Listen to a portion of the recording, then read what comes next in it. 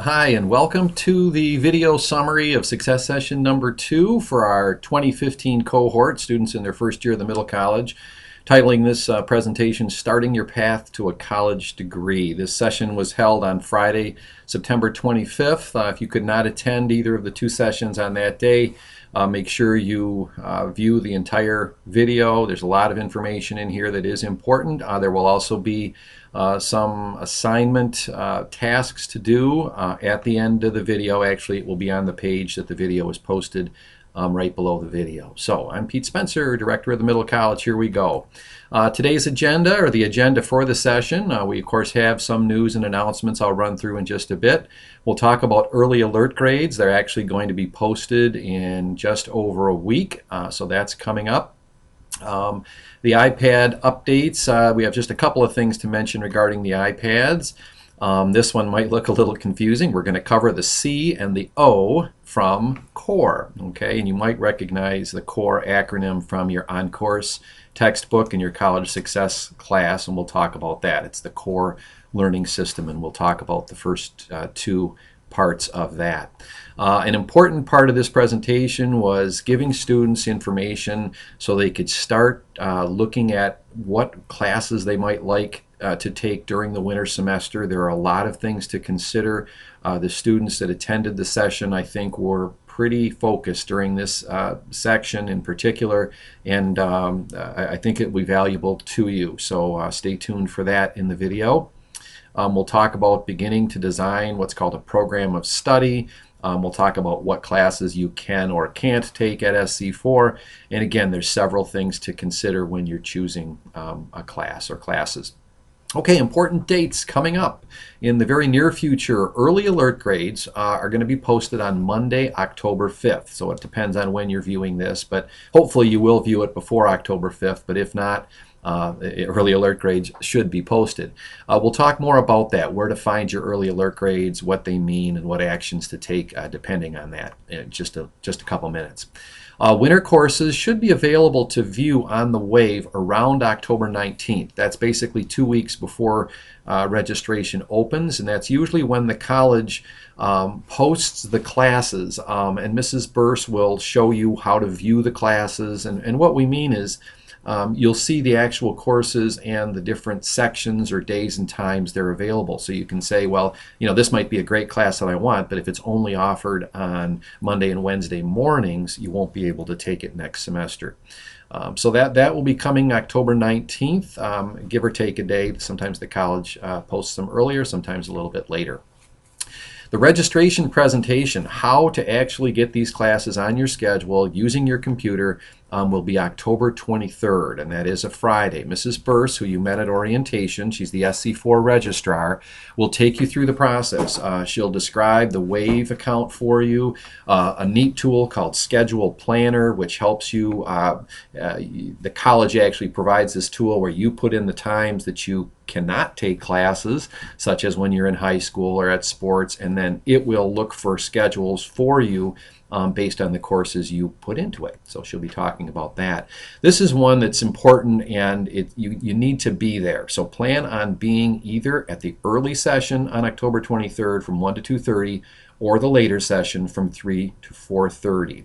This is one where you cannot view the video to get the information. Winter registration opens at midnight Monday morning, if you will. Now, some people are up then and they have their courses ready to go and they log in and get them and they can relax. Others, it takes a few days or even weeks before they're fully registered. You don't have to be up at midnight on Monday, but for those of you who are ready and you know the courses and sections you want, you can lock them in right then. So that's coming up in just about 5 weeks from this time. Another announcement, we have moved. A few of you have been in our new offices just down the hall from room 119 where our old offices were. One thing you might notice is that this big front area, and it's not totally complete yet, is much bigger than our little waiting area in the old offices. And that's going to be good for students. We haven't totally decided how this is going to be. We will have a projector and screen here so we can project things and do little mini workshops with students, have college admissions folks meeting with you guys. Off to the far left here, over to the left of the picture, will be 3 computers. that you can work on, print papers, and it'll be a place just to relax. We've already had a few students just coming in to relax, listen to music, and do a little homework while they were waiting for other classes. So there's a little close-up of the area. Again, not totally complete yet. When we are complete, we will invite you and everyone else actually to stop by for a treat and to check out the new office space and get to know it, and hopefully you'll feel comfortable coming in there and just hanging out. And the nice thing is that we'll be there if you have questions, and maybe you won't, but if you need help, we're all going to be around, so that'll be good. A little bit of about the iPad now. Some of you might be aware that the iOS, or operating system 9 for Apple products, Apple phones, iPad, was released about a week ago now as I record this. It looks like it may work with the iPad devices, but we are asking you right now not to upgrade. If you haven't already done so, give it a few weeks. I know some people that upgraded to iOS 9 on their iPhones had difficulties, and Apple actually released a 9.1 version of it. So I would say if things are working well with your iPad, you're not missing any great things by not upgrading to iOS 9 or 9.1. So keep that in mind. I would just wait on that, okay? One thing don't wait on, you don't have to wait on, is the iStudies Pro app. It should have been pushed out to your device. You were prompted to log into your iTunes account, and I know for a few students at the session it had not come through yet. So if the iStudies Pro app did not download and is not there on your iPad, send an email to me or Mr. Ruiz, and we'll let the RESA tech folks know to push it back out to you again. And in that case, just again sign into iTunes, and it should download when you're prompted. But it's a good time to use this program. I wish we had it for you before this semester, but if you haven't put your schedule in there, give it a try. You've got 2 college classes, 4 high school classes, and you can put those all into iStudies. It's easy to add assignments, exams. You can even have it calculate grades for you. We talked about that at the last session, and we showed you ways of calculating your grades based on assignments and using some mathematics. But I believe the iStudies Pro can actually help you do that as well. I haven't dug into that too deeply with that, but I believe it has a way of keeping track of your grades, which is good. The other thing is for activities and appointments that you have that are not school related, you can put those in the regular calendar on your iPad. Things such as if you're going to babysit, or homecoming activities, or a family's taking a trip up north or something like that. Put those into that calendar, and it will bring those activities and appointments into your iStudies Pro when you open that up. So it's almost like this planner that brings it all together. It's just that iStudies Pro isn't great for adding activities such as work or something like that. So I suggest you put that to use. All right, let me take a quick sip of water here. Now let's move on to early alert grades. They are expected to be posted Monday night, October 5th. Instructors are required by the college to post grades, and what we say about posting is they're going to be posted where you can view them in your portal, in your Wave account. And so here's how to do that. You'd log into your portal. There, choose the bar that says Wave for college credit students. That's the one you're always going to use. And then you have to click, I think, right over the words, and then choose the academic profile section. You'll see several sections there. Click on academic profile, and then there'll be a choice to view grades. And then I think you may have to choose the semester. But then you'll see your grades, and they could show up in several different ways. You're either going to see a letter grade, or you will see some letter grade, but such as A, A-, B+, etc. Or you might see an S or a U.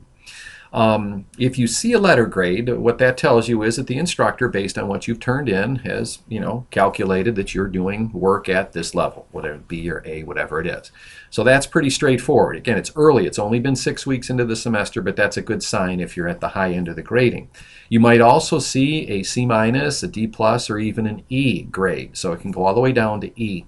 Obviously, if you're below a C, then you want to try to bring that up, okay? And we'll talk about that in just a bit. You might see an S, which you can think of as satisfactory, or a U, which is unsatisfactory. And there's no set criteria. The college doesn't say if it's a U, it's going to, it's a C minus or less, or if it's an S, then assume it's an A. You kind of have to go on what the instructor tells you. If he or she is giving S's or U's, then ask, what does that mean? It could be that an S might be, you know what, you've been showing up every day and you seem to be taking part in the conversations in class, the discussions, but I just don't have enough information yet, grades or papers to give you a grade yet. So that could be what an S is for, and a U could be kind of the same thing. I don't have enough to give you a formal grade, but you're not showing up or whatever. So check with your instructor if you have an S or a U. Certainly an S is better than a U. All right. The nice thing about these is they are posted in time for you to make a change if needed. There are 10 weeks left after October 5th or 6th, including that week, plus finals week. So that's a lot of time left in the semester to improve your grade.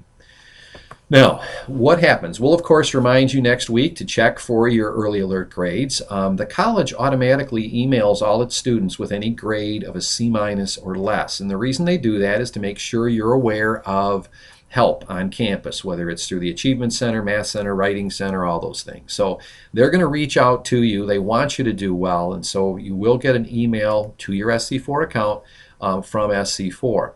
The middle college staff, likely our student advisors, Mrs. Barr or Ms. Weimer, will also email students and parents and make calls to parents of any student with a C minus or less. And the goal is not to get you in trouble, but to explain supports. And I know as a parent, I would want to know if my son or daughter, in my case, was not doing well. In other words, was getting a D at this time. I'd want to make sure that she knows what's available and just to talk about it. So if you think right now your grade's going to be below a C minus or you're not sure, it's okay to talk to your parents and just say, you know what, I'm trying, if you are trying, and it's not going great right now. But then the key is, as we'll see next, is to take steps. Okay, so you can expect some contacts if your grade is below a C minus, or I'm sorry, below a C. So if that happens, what do you do? What do you do if you're getting a low grade? First of all, you've got to be honest, and we talked about this last time. This self-awareness. What do you think is causing the low grade? Are you attending every class? In a lot of cases, students have missed 1 or 2 classes, and that's a huge problem in college. You've got to get back to class every time, get there early, and keep your head in the game while you're at class. What steps have you done so far to improve? If things have not been going well, if you know this is a difficult course and, I just don't understand what's being presented, have you done anything so far to improve? You've got to do that, you guys. Most classes are not going to be really easy to get an A or a B. You've seen me say, though, that most of our students, 80% of our students, get a B minus or above in their classes, but it doesn't come without work, and probably more work than you've done so far in high school. Now is not the time to look for an escape hatch. It's getting so hard, I'm not getting a good grade. There's still plenty of time left. You want to earn those credits. We talked about withdrawing and the impact of that at the last session. Now is not the time to consider that. It's way too early, and if you haven't done the work yet, it's time to get going. Think about this. A C or better, so this is a course that could transfer onto a university if you're planning, like many of you are, to go on to a 4-year university, is worth easily over $1,000 and possibly up to $1,500 or even $2,000 depending on the number of credits and book costs and things like that. And that equates to about 140, 150 hours of work at what many of you would make $8.50 an hour, okay, or 40 4-hour shifts. So you have to think about that when you say, I don't have time. You do have time. Cut back on work. It's worth it in the long run to get a good grade in those classes. So something else to consider if you're getting a low grade, know what it's based on. If you're not clear, ask your instructor. Some students come into our office and they're all concerned, which is okay because they're getting a C or a D, or in some cases even a B minus, and they don't want to get that. But they're not really sure what it's based on, and they end up finding out it was really based on a few relatively small assignments, and they have more important assignments to come that they can really bring that grade up. So know what your grade is based on. If one area is keeping you down, then work on that area. Meet with your instructor during office hours. If you remember from last Success Session, many of our students met with instructors during office hours, in many cases once or twice a month or even once or twice a week. So do that. If your grade is low, meet with your instructor. I don't want to talk to you later and find out, halfway through the semester and you're getting a low grade that you haven't yet talked to your instructor about it. Don't be scared of them. Ask for help. Go get help. I'm going to show you, looks like it's a link, but I'm going to wait to go to this link right now. But there's a document that you can access that shows what is available in the different hours and locations of the help centers. And just, put in more time. That's very well what it might take to get your grade up. But I don't have enough time, Mr. Spencer, between sports and work and everything else. I will come back and say, yes, you do have enough time. You've got to consider you don't have classes 2 or 3 afternoons per week. So even if you have sports, you're going to get out of that fourth period class at around, let's say it's 12:30, and you've got a couple hours before practice begins on the days you don't have SC4 classes. You also have evenings. Everyone has evenings, has the weekends. When we asked you a few months ago how much homework you did, and the answer was almost always 30 minutes or less a night. And that was for 6 high school classes. You now have 4 high school classes, 2 college classes. You've got to do more homework. You're in a college program. So you have the time. You just have to take that time and work on your college courses. Change what you're doing. Whatever you have been doing, if your grade is a D in a class, something's got to change. Whether it's more work, it's how you take notes, which we'll talk about in a little bit, if you get help or not. But you've got to change what you're doing. Sometimes students say, well, my teacher isn't giving us assignments, and so there's not a lot to be graded on, or a lot of those little assignments that you would get full credit on that would add to your grade. You've got to realize that studying in college is not about completing assignments. It's about preparing for the bigger assessments, the bigger tests, the bigger papers to get better grades in those. So studying is really just spending time rewriting notes, reading the materials, sitting down in a comfortable chair, not one that you'll fall asleep in, but one where you can actually try to take in the information a second or a third time. And finally, College Success, SD 140, has literally over 100 different strategies for learning in the book on course. At the back of each chapter, there are strategies in different areas and ideas, such as for reading a text, how to prepare for reading a text, taking notes, organizing notes, preparing to study, writing. There's just so many things there. So feel free to scan the chapters rather for the specific examples on studying and note-taking. There's a lot of great ideas, and you might find a couple that really work for you. Okay.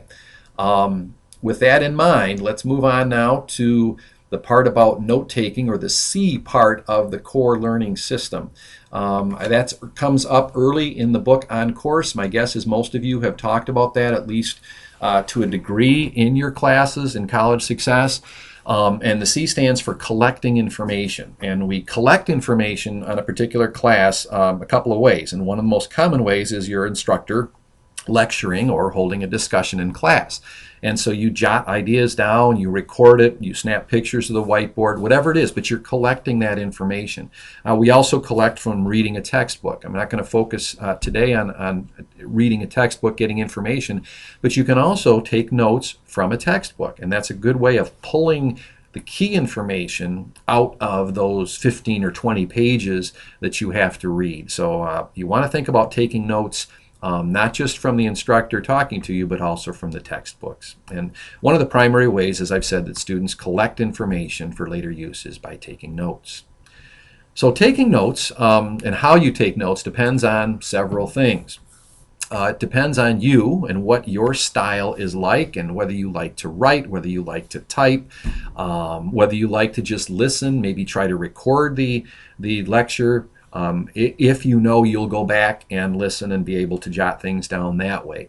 But it depends on you as a student. For example, me, I like writing with paper and pencil right now, but I also know that my handwriting is not strong, as you'll see in a minute or so, and it's not clear, and it's gotten worse as I've gotten older. So I tend to try to do more typing on an iPad. I don't use a laptop, but I will try to type in meetings my notes.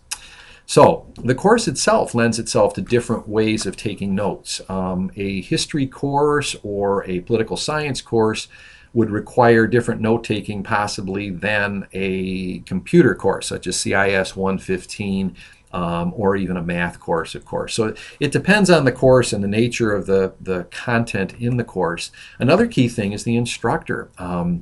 Some instructors, as you've already seen, and you of course have seen it through high school and your teachers there, are more laid back, a little slower. They give you time to record the notes.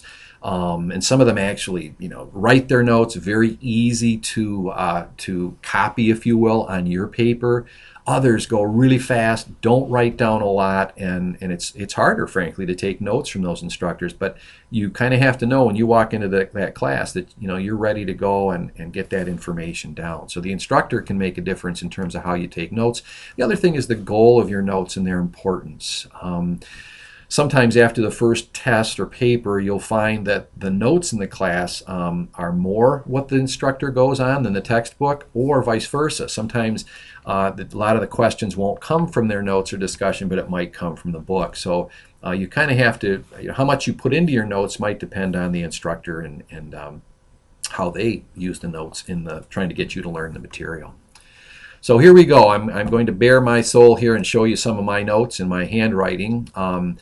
I don't know how well you can see this in the video, but initially, as I do when I'm in a meeting, and this was at a financial aid workshop, I'm just trying to get down the information as quickly as possible. Now, if that's hard to see or understand, it's probably just because you're too far back. Let's see if we zoom in a little bit. Okay, is that better? Well, I get it. It's not better, actually. And again, this is my handwriting. So you can see it really is kind of difficult. And when I go back to this, I barely have enough information myself to remember what I wrote and why I wrote it. Clearly, if I was going to study this, you guys, this would not be something that would be easy for me to get into my brain, into my long-term memory. So if this is something I was studying about the topic expected family contribution, that's what this says, I would want to rewrite this, and I would probably use my iPad or a computer to write notes, rewrite the notes, organize them, complete some words that I abbreviated. I would just definitely clear up these notes and rewrite them if it's important and it's something that I want to remember. And I sometimes do that. Other times I look at it and I realize, okay, this isn't critical, and I either save the notes or I can actually even throw them away if it's not worth it. But for you, get the notes down first, then go back and rewrite it. Okay? So taking notes is a first step in how we gather information from the instructor or the textbook and make it our own in a way that we can later make sense of it and study it, so ultimately we can remember it. All right, so it's kind of a lot of thoughts in that one sentence, but really that's what it's all about. We're taking this information, making it our own, being able to take it with us, and then later on we want to reorganize it, or at least look at it or highlight it or circle it or whatever, so we can study it and then remember it. In some cases we need to remember things or want to remember things for the rest of our career, because it's important information that we will use and draw upon in the years to come. Other times we just have to remember it to get to the exam. It might be a class that it's required, but it's not related to our future. But so sometimes that's short-term memory. Other times we really want to remember it for a long time. Now, we mentioned we were going to cover the C and the O. The O in core is organizing the information or the notes. So we've collected it. Now we want to organize or rewrite it. And that's what really makes your notes, the information that you gathered, more powerful. And that's something that our veteran students always report that they've learned. It's not just taking notes one time, it's also going back and rewriting the notes. Okay? So as we talked about, like taking notes in class, organizing them can also depend upon the class. And so here are 3 kinds of notes that you'll learn more about if you haven't already in the on-course book related to SD 140. There is, and this is taken right from the on-course book. There is the classic outline, if you will. Here's an example of that. There aren't the Roman numeral 1s and 2s and A's and B's, but you can see there's a topic, in this case the name Abraham Maslow, and then there's bullets underneath and sub-bullets and so on. So kind of a classic outline. That's one way of rewriting your notes. It's not likely that the student took these notes just like that in class. There's also a concept map, and this is again right out of your on-course book. I'm used to seeing concept maps more with multiple bubbles. This is kind of an interesting one that has the main topic bubbles or clouds, if you will, and then from them there's lines that you can write examples and comments. Again, this is kind of a newer version of that for me anyway, but it looks good. Sometimes the brain takes this and really makes it easier to study than more of a linear outline form. And then here's an example that's in your book, and this is definitely not something you would do in class as the teacher is talking and presenting the information. The idea behind something called Cornell Notes is to go back and divide up your pages into 1/3 and 2/3. And off to the right, you'll learn more about this in class, off to the right are basically the notes that you took in class. You kind of clean them up and write them here. And then off to the left, if there are questions that you might be asked or that you think will help you get the gist of what this is all about, you want to come up with questions and put those in the left column. And that's how you study. So you go back and look at what was the psychological movement that Maslow led? When did he become a leader of this movement? And so then you look over to the right and you can study and get the dates and so on. And then the very bottom, you can't really see it, is just kind of a summary paragraph of what this is all about. This takes time, but it's very powerful. It's a powerful means of rewriting your notes. And boy, if you can get to this point, you're going to have some great notes to study from for the big exams. So at the session, we talked about, just had a brief open discussion of what note formats might be best for a political science class, an anatomy and physiology class, which has literally in some cases hundreds of body parts you need to memorize, and maybe an economics class that has some math along with some topics. And it really is up to you. There's no one right way of studying. I think in the first session, the political science class, someone said an outline would be the best. It was interesting when we asked about the anatomy class, a student mentioned a type of notes organization, if you will, that wasn't up there, and he said flashcards. And so that makes perfect sense. If you're trying to memorize 200 bones of the body, flashcards with maybe the photos on them is the way to go. And there are many apps, flashcard apps, that you can download onto your iPad, and so you'll have them with you. Without this big stack of cards, you've always got this little flashcard set on your iPad, and that can be used for any class. So just consider the information and how you learn and study best, and maybe try something new that you haven't done before. But whatever format you choose, spend time organizing the notes you take to make them more efficient for studying. A couple of quick iPad tools for taking and organizing notes. There's one that's loaded onto your iPad called Paperport Notes. I'm going to link to a little video. It's about a 4.5-minute video. I'm not going to embed it in this one, but I'll link to it below this video. And it's just a young man explaining how to do some basic work with Paperport Notes. We haven't really done that with you yet. There's one that and this is actually a screenshot of Paperport Notes. There's one called Poplet, which is not on your iPad, but it is kind of a nice one for doing concept maps. This is more how I envision a concept map, and you can do each one of these little, I think they're called popples, and very easy to put in there. You can put images in them. You can put image and text, or text, and then you can keep breaking off. And so, if we wanted to look at this one right here, says the highest point on Earth is 29,000 feet, then you could say other peaks that are, higher than 25,000, and you can break off from there. So again, these can grow and make for good study tools because you can have them right on your iPad. So that's Poplet. You can download that. There's a Poplet Lite version. I assume it has some ads in it. This one, I bought the real thing just to try it, and it's $4.99. So it's really cheap if you want to get that, and it could be worth it if you use that over the next 3 or 4 years. And finally, you guys have access to Microsoft Word now. Remember last time we talked about Office 365 and all the Microsoft apps. You can download Microsoft Word and use all the tools they have to do a good outline. This does not lend itself as well to concept maps, but you can put pictures in and text boxes next to them. So, and then it can save back up to the cloud when you're done, and that way your notes are available wherever you go, and you don't risk losing your notes if you lose your iPad, and that can and does happen. It gets stolen, or a student misplaces them and finds it a few days later. So you always want to think about saving those notes, backing them up to a cloud service, Dropbox, OneDrive, something like that. Let us know if you don't know what to do or how to do that. Call us, make an appointment, come on in, and we'll show you how to set up a cloud server to save your notes and papers. Okay, I'm going to pause here just a moment, and we'll come back to the second part of the session, choosing classes for winter semester. Okay, here's a scene that we haven't seen for a while, and hopefully it'll be a little while longer before we do. But actually, winter semester, we have to start thinking about that now because the registration is coming up November 2nd, so that's just about a month from now. There's a lot of things to consider when choosing classes for winter semester. You're only choosing 2 of them next semester, but still, you want to make wise choices. You don't want to look back later and regret and wish you had done something differently. So there's several things to consider. I'm going to list them all, and then we'll go through each of these separately. The first thing is are the requirements for your degree. So we'll talk about this. How do you know what you need for your degree?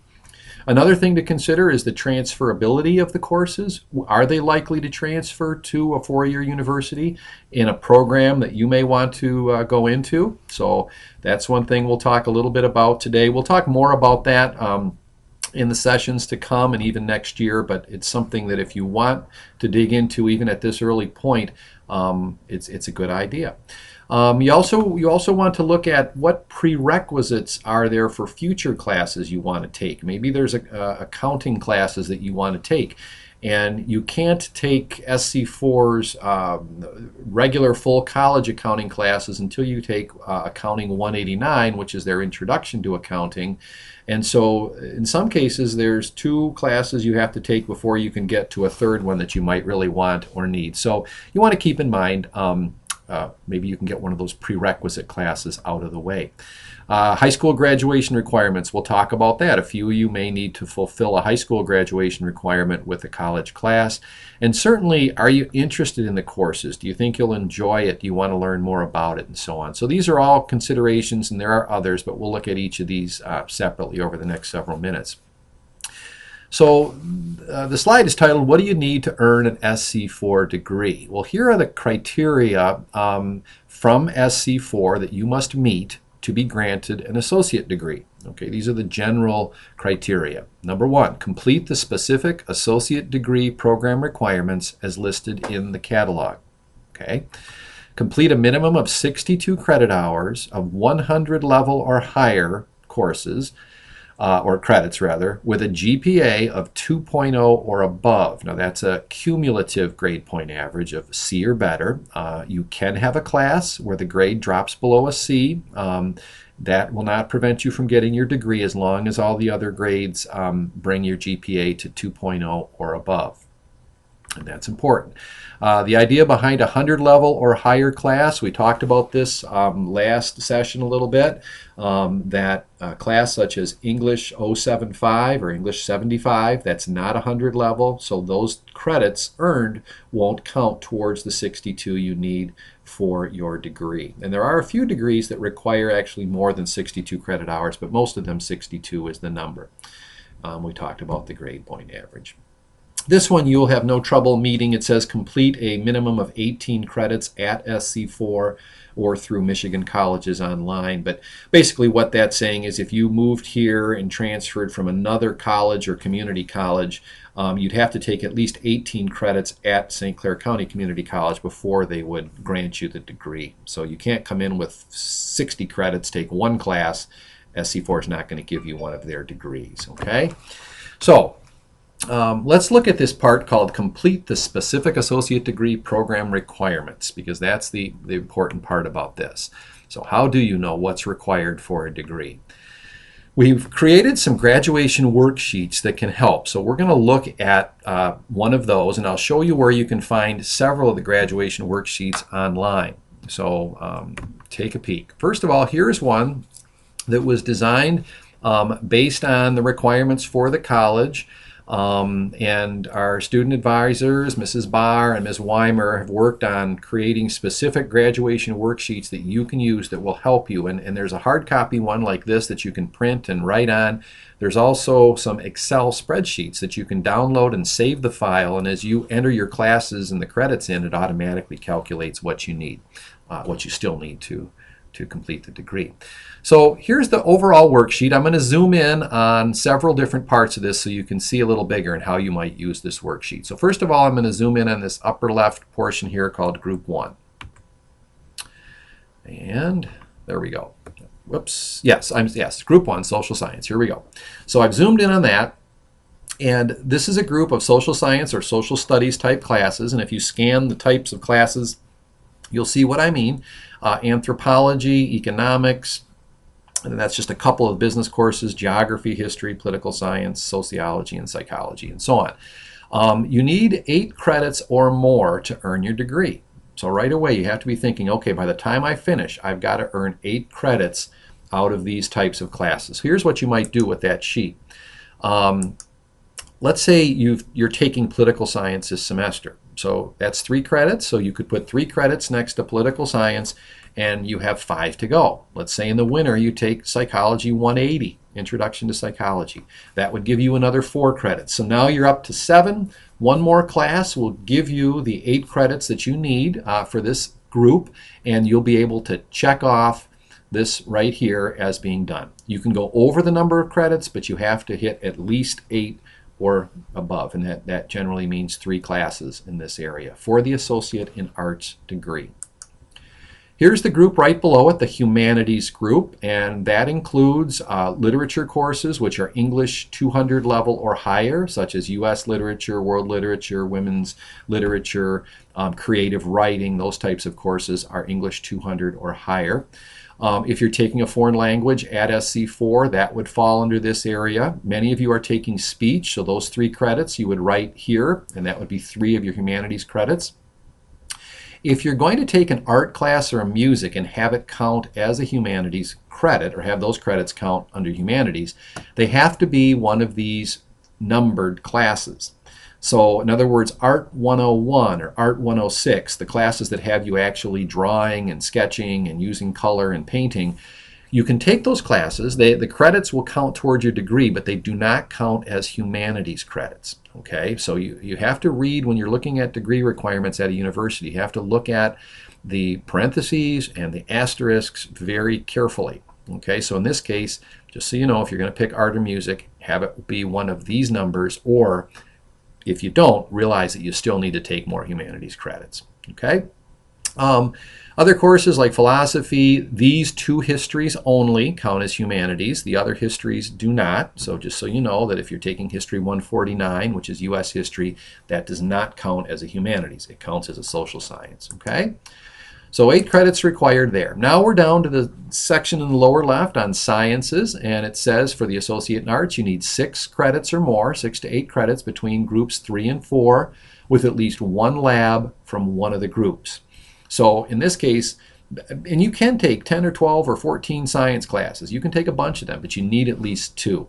One of them is going to have a lab. Most of the science classes do have labs built into them, and you can actually tell whether it has a lab when you go to the course description. And it will say, you know, lecture, and then it will say 1 or 2 credit or 1 or 2 hours of laboratory. Okay. So biology, you can take 2 biology classes, you can take 2 from the physical sciences, you can take 1 of each. It doesn't tell you that you have to take 1 of each, but you can. Okay, so again, and here's the specifics. If you see meteorology, it's got to be GO 105. I believe that's their only meteorology course. But okay, so if you have questions about any of this, come see us or ask us. Okay, here's an example of a student who, let's say, took astronomy, earned 3 credits for that. That did not have a lab. But then they took biology, and that has 4 credits. It has a lab. So this student then has completed everything they need to for their science. Now we look at math. And that one's a little more complicated, especially for the Associate in Arts. I'm going to put a few things up on the screen. Depending on where you test into with your compass test, or in the spring you'll take the SAT, it all depends on where you start in this track. But to earn the Associate in Arts degree, you need to complete either Math 104, which is called Foundations of Math, or Math 120, which is Statistics, or Math 113, which is Pre-Calculus. Again, the wording is important, so you can do either of these 3 classes or something higher, like Math 114, which is Pre-Calculus, okay? But the wording is very important on this. You don't have to do all three. You just have to get to one of them and complete it and pass it. If you place right into Math 102, your next step could be taking Math 104. You would be done. You would have met the requirements for the math requirements for the Associate in Arts. If you either place into Math 102 and want to take Math 110, which is like Algebra 2, and then get to statistics, that's a path that you can take. Some students test right into Math 110. Some test right into Math 120. You do have to take one class at SC4. You can't just place over it and then say, I'm done. You have to take some math class at SC4. And then finally, if you want to go on in math or in the harder sciences, you might want to take pre-calculus because you know you'll need Calc 1 later, or calculus. Then you can take the path, and depending on where you get on it, Math 110 to Math 111, and then Math 113. Okay, this is kind of complicated, so it's probably best to meet with one of us when wondering about your math. Most students do not take math in 11th grade. You're still working on your math skills. Many of you are still taking Algebra 2, and you will probably test higher in several months via the SAT or by retaking the Compass than you tested when you took it last spring or over the summer. So I might suggest to hold off on math unless you really want to take a math class at the college in winter. The other group on this slide is the oral communication group, and we often recommend to take speech communication, Speech 101, if you're going for the Associate in Arts. There is another class, though, called Oral Interpretation that fulfills the it fulfills the oral communication requirement at SC4. So SC4 says every student has to take one of these two classes. If you take speech, then you can check that off and you don't need to do oral interpretation. The same is true if you take oral interpretation, which is a little more dramatic reading than prepared speeches. Then you could check off oral interpretation and cross off speech. And oral interpretation also fulfills a humanities requirement, just like speech does. Okay, so you can do whichever one you want. In some cases, oral interpretation actually can benefit you more when it comes to transferring. Finally now, or almost finally, all students have to take Microcomputer Applications, which is CIS 115. When you complete that, you'll write 4 credits down and this group will be finished. You also have to take English 101 and English 102. So again, if you're using this worksheet, you might write down the credits when you get them and know where you stand. In this case, you could check off Group 8. And then here's a checkbox for political science. Now you might remember political science showed up in the social science group list of courses. The reason we put it out here with a separate checkbox is because SC4 requires all students to take political science 101. And we don't want a student to look at that group section and say, well, I took 2 psychologies and I took history 149, that's 10 or 11 credits, I'm all done. Forget to take political science 101, and when they go to apply for graduation, they don't qualify because they never took political science. So this checkbox is always out there just to check off. The 3 credits goes over in the other section. The final part of the worksheet is for electives, and these are classes that don't show up in those other areas. And you can take any of those. You can take a computer programming class. In this case, on course or college success goes there. Accounting 189 would show up. Any accounting classes you take you could put here. And these credits go towards your 62 that you need. You will have room for about 15 to 18, maybe even 20 elective credits. So usually with the Associate in Arts, there's room to try other classes, such as different art classes where you're drawing, like I said, computer classes, even very hands-on classes like welding and electronics, computer-aided grafting, and things like that. So that's the worksheet. Now, where can you find this and a lot of other worksheets? We uploaded them where you can access them whenever you want, and it's at this site. It's in blue, so it might be a little hard to see, but it's tinyurl.com/BWMC success. So if we go here, hopefully it will get us to the College Success Central site. Okay. And in this case, or Student Success Central, now this is the main landing page, but if you scroll down a little bit on the left, you'll see scheduling, docs or documents, and links. So if you click here, it then gets you to a page with a lot of different files that you can click and download, save to your computer, print, do whatever you want with them. Okay. Let me zoom in a little bit, see if you can see this a little better since you're looking at it in a video on your iPad possibly. So the first one here, it says 2014-15 Associate Degree in Arts. So these would be the requirements or the graduation worksheet for the Associate Degree in Arts if you came in the fall of 2014. Now you guys, even though they might be exactly the same, you can't use that sheet. You want to use the one that's the 2015-16 Associate Degree in Arts. That's the one that we just clicked on. I'll just show you. I click on it and it opens up. This is the page we were just talking about. Okay, and then you can print it up here, or depending, or you can actually download it and save it onto your computer or your iPad and then have it there for you. Okay, you can also open it in different programs. Now, this is an Adobe PDF, so you won't be able to type right on it. Okay, so if I close this, let's go back to the page. So you'll see there's a worksheet for the Associate Degree in the Arts, Associate Degree in General Education, and Associate Degree in Science. If you think you're really moving towards a science type program, you could look at the requirements there. And we'll be glad, we recommend actually that you come in and meet with one of us and we talk about how to use the worksheets and answer any questions you might have. Now, another thing you might be interested in is an Excel, and you can see the X here, an Excel file that if I click on it, it will open up, but you won't be able to write in it. Let me zoom in a little bit. What you'll see, you can download it and then open it in Excel, and then you'll be able to save it. But what happens is you can see that for a sample here, Ms. Weimer put in some numbers. So she put in 3 credits, for a geography class. It doesn't say which one. You can type that off to the right. And 5 credits for a history class, for example.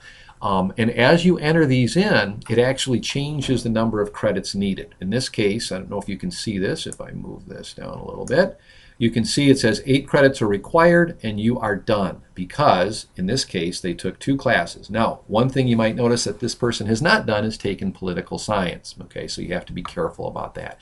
But if you're the type of person that likes using a spreadsheet, likes to use computers and keep track of something that will change dynamically as you add courses, you might want to download this Excel document and then open it up in the Excel program. So it's kind of cool. All right, what else is here? Before I forget, I want to show you that I'm going to scroll down a little bit. I mentioned where do you get help, okay, on campus, going back to early alerts. So I clicked on this tutoring help PDF, and it has a document here that lists all the different things or ways to get help. And first of all, listed is your SC4 instructors. Okay, reach out to them. And then there's several tutoring centers: the Math Center, the Writing Center, and the Achievement Center. Okay, and it mentions where they are, when they're available. The library even has tutoring. So it's all there on this sheet. We have distributed this at different times. But feel free to go there and print it out. You'll have it, or just access it if you're unsure about the phone number. Okay. So I think that's about it. Just well, there are a couple other things I'm going to come back to in just a moment here. But keep in mind the numbers. You don't want to look at the old other catalog years. The students who came in 2013, which is our students graduating this year, had slightly different requirements than you do for their degrees. Okay, so let's go back to the presentation. We're getting there, you guys. Here we go. And okay, now SC4 has more degrees than just the Associate in Arts and Science and General Education. They've got degrees called Applied Arts and Science degrees, and those are more specific. They actually are designed that when you finish them, you have a good credential to go get a job in that field right away with your 2-year degree. The trade-off is that you don't have room for as many classes that are likely to transfer and help you when you go to a university, fulfill some of those general education requirements. So let's take a look, and we'll go to see where the different associate in our applied arts and science degrees are. So we're going to go to SC4's home page, and then we'll go to the degrees and programs thing. So I'm going to actually go, I'm going to follow this link, but I'm going to go back to SC4's homepage because I don't want to get to this page yet. I want to show you how to get there from the front page. So hopefully, there we go. And all right. So when you see SC4's homepage, under academics, at the top, you'll see a link to degrees and programs. So if I click on that, I'll be able to scroll down and see alphabetically the different degrees that they offer, and you can pursue any of these. Except, I shouldn't say that. The nursing degree, for example, is one where you have to be a high school graduate to actually get into the nursing program. But most of these you're eligible to pursue.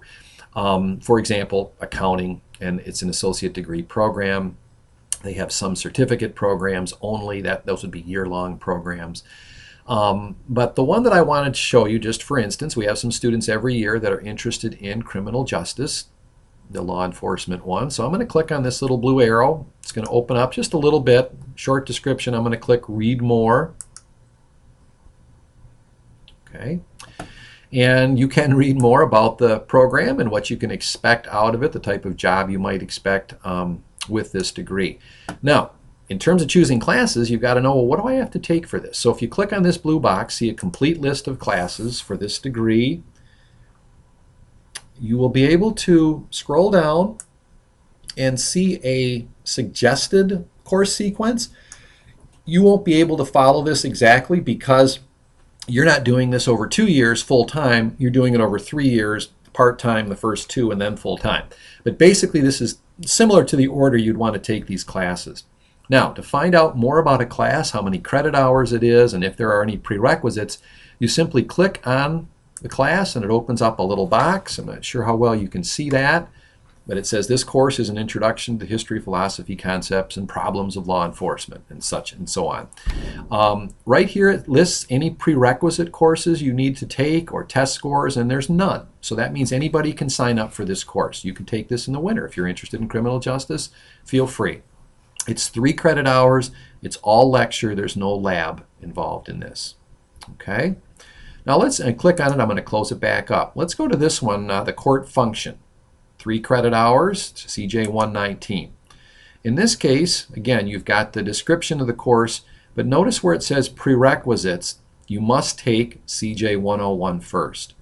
So if you say, this sounds interesting, I want to take this in the winter, and you have not taken CJ 101, the system will block you from registering, and it will stop you from registering any other classes you want to register for, even if you qualify for those. So you want to make sure you understand the prerequisites, and if you haven't met them yet, you might look into taking that prerequisite rather than this class at this time. Okay, and as always, if you have questions about this, either email, call, or just come into the Middle College office. Okay, so going back to a list of the programs, you can see and scroll through them, but one general thing to keep in mind, the applied arts and science degrees are less likely to transfer than the ones that are the associate arts and science and general ed. Okay, let me see if this gets back here. Oh, here's a screenshot of this. I'm going to click quickly through this. This was in case we couldn't get online. We've talked about this, the prerequisites, and the number of credit hours. Okay, you can also from that page print a list of the courses and just print that out and have it and kind of get an idea of when you think you might want to take those courses. Okay. So we've talked about requirements for your degree. You may not have it all. We understand that, but at least it's a start, and some of you can get to work on that. But definitely see us if you're uncertain. We're not going to spend a lot on transferability. We did not at the session, and I won't right now. But there is a website called the Michigan Transfer Network, .org. It's all one word. That if you go to, and I'll show it to you real briefly.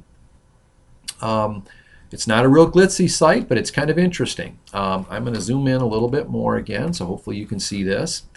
And we know the school you're going to be transferring from, and that's St. Clair County Community College. So if we click on this link, we're going to search by the transferring from institution.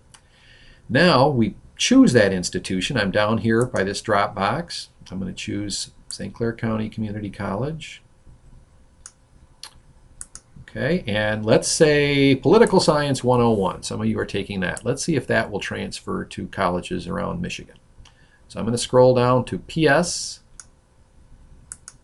and then the course number, 101. And now I'm going to click Search, and it's going to search all the institutions that are tied into the Michigan Transfer Network. And when it comes up, you will see all the schools that will transfer Political Science 101 and what they count that class for. Now it's taking a little while. Hopefully it will get me there. It's kind of neat when it does because you can see the different schools, but it doesn't look like. Let me try it one more time. Well, it's not doing it. But one other thing you can do when you click on all institutions and you've chosen your course, any of the colleges showing up here indicate that they will take that course in some way. Okay? Whoops, there it is, maybe. Good. So if I scroll down, I can see the colleges that will take political science. Off to the left, it says St. Clair County Community College, PS 101.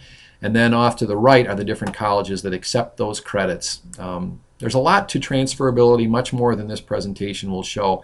But it's a good sign. If you see schools like Central Michigan accepting PS 101, Eastern Michigan University, Ferris, these are all big universities. If they're accepting it, chances are that most other colleges will as well.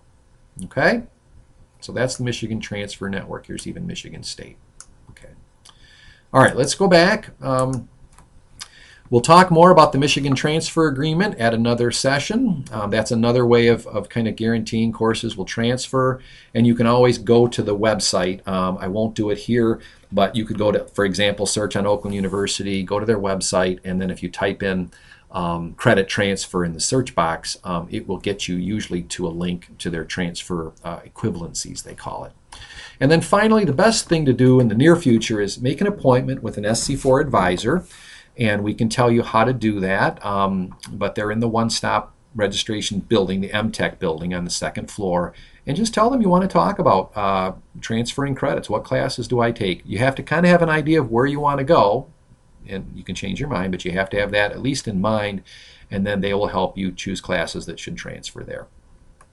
Okay, so we've talked just a little bit about transferability. The next ones go pretty quickly. The prerequisites you need, we already talked about that. So you can't take English 102 before or until you've taken English 101. You can't take Accounting 211 until you've taken and passed Accounting 189 and so on. So it's a little early to be worried about that right now, but definitely when you start scheduling classes for next year, you want to look at your prerequisites. Are you getting those out of the way? We showed you examples of where to find them already. So high school graduation requirements, for most of you this does not apply, but it does. We do say you can use college courses to fulfill high school grad requirements only if there's a good reason though. And examples might be you're a tech student and you only have one period at your partner high school over the 2 years. And so you just need to get your world history credit fulfilled with a U.S. history or a world history class at SC4. The other reason you might want to use an SC4 class is if you're in an elective such as band or art or a foreign language, and you want to keep that, which is good, and that means you don't have room for all the required core courses. So again, maybe world history you would fulfill with a college course, but check with us on that. We do not want you just saying, well, I can use English 101 as my high school English. We want you taking English at the high school and the college unless there's good reason. So you must continue to take 4 high school classes this year and 3 next year. And then finally, you want to pick classes that you just enjoy or are interested in. And so that's something that might be the first thing you consider. Then you look at, is it required for my degree? But that's certainly a good reason to pick classes. Some students want to get all their requirements out of the way right away. Others can kind of mix them in. Okay? So one thing I wanted to share a couple documents with you. Both of these are available on that website, the College Success Central, the scheduling docs, but there's something called the SC4 Course Chooser. And to get there again, we go back to the scheduling docs and links page and click on SC4 Course Chooser. There's a PDF and a Word version. So if you download the Word, you can actually type right into it, save it, and then type into it. So here's what it is. Just gives you some things to think about. I'm going to zoom in a little bit. It's kind of like what we talked about. So if you have a course you think you might want to take, you can just answer these questions. You don't have to use this. It's just a tool. Am I interested in the course? Well, in this case, for my example, Business 150, let's say I think I'm interested in business. I'll say, yes, I'm interested in it. Do I fully understand what the course is about? Maybe not yet, so I'm going to put a question mark. Does the course help fulfill my program of study? In this case, I can use the credits as elective credits, so I would say yes. Do I qualify for the course? Are there any prerequisites? The answer is I do qualify. There are no prerequisites, so I can take that. Is it likely to transfer to another college? Probably, but I'm not positive. And will it fit with my schedule? So sometimes if a class is only offered in the morning, you won't be able to take it until your year 13.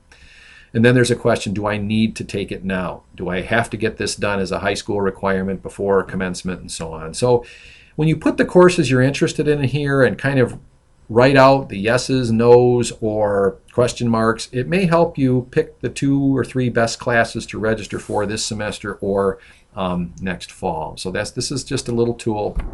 There's one other one while we're at this site, and it's called the Program of Study. And I'm going to, again, it's in Word or PDF. I'm going to click on the PDF. And this is a good means. We often work with this document when students come in to talk about their program. And basically, you're writing in your college classes each semester. So fall semester, winter semester, 11th grade, fall, winter of 12th grade, and so on. And you keep track of the number of credits you're taking. Ultimately, you want to make sure you can get to 62 by the end of it all. And so in this case, you would write in PS 101 and either -3 for the number of credits or put it in parentheses, and then you'd add up the total for each semester here and keep adding them as you go. Okay. There's also information on this document. How many credits do I take? Well, if you look at the bottom, it'll tell you the range of credits each semester for each grade, and it does tell you a maximum number of credits if you're wondering. But you go over that and you'll have to pay for one of the classes. So those are very high maximums, so you can take a lot of credits each semester if you want. And it mentions other things to consider when planning your program. Okay? So take a look at this. If you have questions about it, we'll help. And again, we'll probably put it to use if you come meet with us and show you how to use it. Okay, so let's wrap up. We've talked about the program of study. That is the document I just showed you. And the final slide, I don't know if you can see this on the video, but the student's raising his hand and says, Mr. Osborne, may I be excused? My brain is full. And I would not be surprised if you don't feel that way right now. It's a lot of information. The key is, I guess, is to contact us for one-on-one help. You can do this on your own, but we want to make sure that you're choosing wisely. So contact one of us for help. Make sure you schedule October 23rd to be at SC4. And I had to have a great weekend because this was originally, presentation was delivered on Friday. So that's it. Look for the assessment below the video, and thank you.